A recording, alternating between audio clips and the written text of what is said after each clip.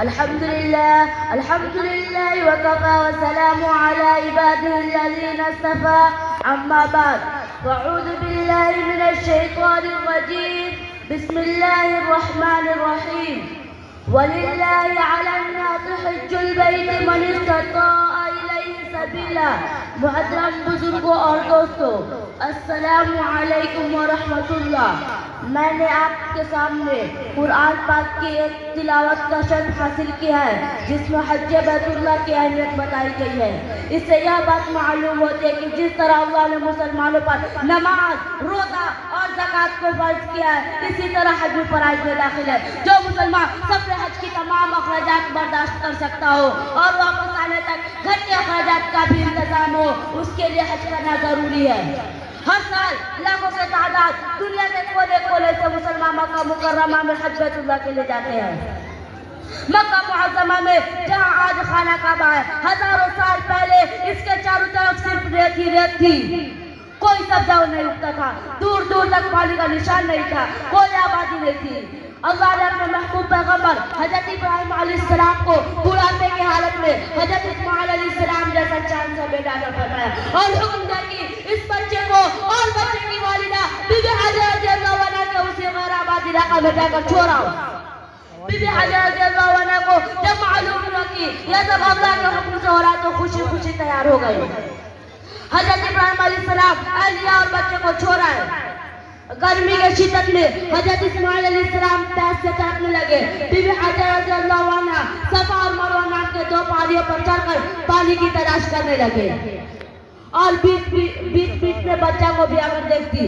پھر اللہ کی رحمت جوش میں آئی. حضرت اسماعیل علیہ السلام جہاں زمین پر ایریے کو رگڑ رہے تھے وہاں سے پانی کا چشمہ جاری ہو گیا جسے آج بھی آب زمزم جاری ہے.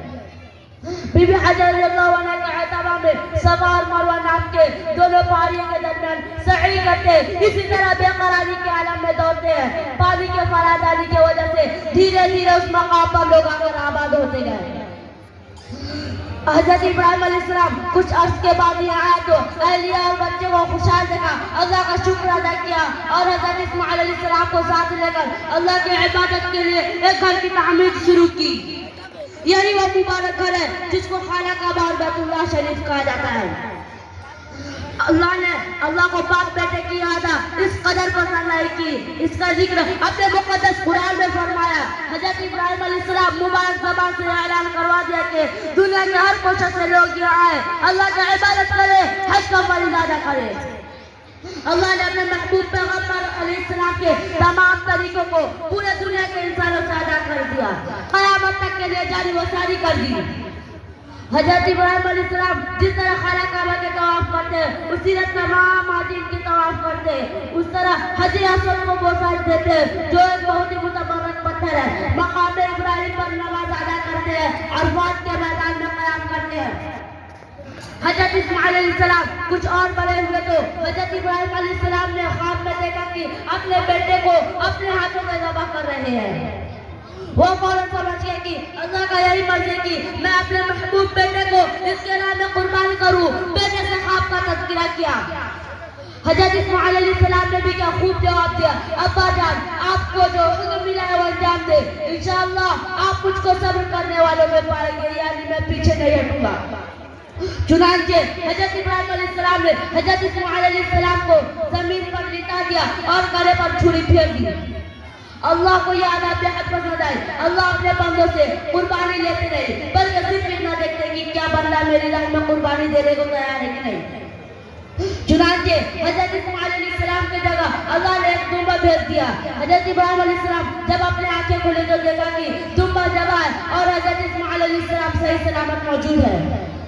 حج کے دوران حضرت ابراہیم علیہ السلام کے اس سنت کو بھی دہرایا جاتا ہے اور تمام حاجی نیز پوری دنیا کے مسلمان جانور کی قربانی کرتے ہیں اور اس جذبہ کو تازہ کرتے ہیں کہ اللہ کے حکم پر ہم اپنا سب کچھ قربان کرنے کو تیار ہیں. اللہ ہمیں کہنے سننے سے زیادہ عمل کی توفیق عطا فرمائے. وآخر دعوانا الحمدللہ رب العالمین.